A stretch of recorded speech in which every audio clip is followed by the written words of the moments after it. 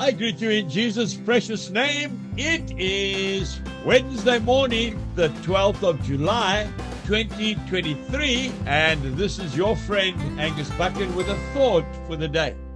We start off in Proverbs, book of Proverbs, chapter 25, and I'm reading from verse 8.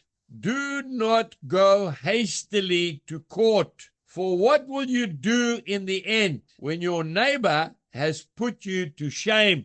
Debate your case with your neighbor, and do not disclose the secret to another, lest he who hears it expose your shame and your reputation be ruined. And then we go to the New Testament, to the Gospel of Matthew, chapter 5 and verse 25. Jesus says, agree with your adversary quickly while you are on the way with him, lest your adversary deliver you to the judge hand you over to the officer, and you be thrown into prison. I think one of the things that keeps us from settling our disputes out of court is actually foolish pride. It keeps us from sitting down quietly, having a cup of tea, and talking out our differences. And we are determined to make our point of view. But I want to tell you, it can be extremely costly. It could even cost your marriage. It could cost you your business. It could even cost you your farm and your career.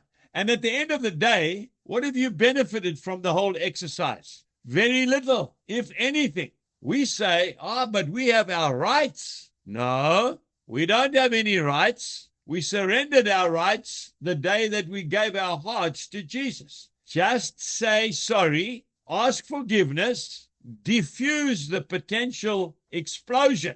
Sometimes you've got to lose the battle in order to win the war, they say.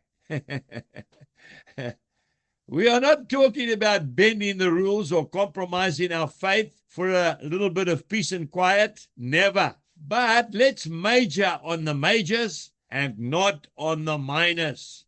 You remember the big automobile manufacturer, the giant Henry Ford? He quoted, you can paint my Model T Fords any color you like, as long as they stay black. I shared that with my oldest son once, and he said to me with a smile, yes, Dad, but that was Henry Ford's big mistake, because all the other companies started to paint their motor cars different colors, and they went ahead. But he was determined to keep his cars black. It didn't make any difference to the engine or the running of the vehicle. I want to say to you today, let's not argue about silly little things. Let's settle our differences and get on with our lives, serving the Lord. Have a wonderful day today. In Jesus' name, goodbye.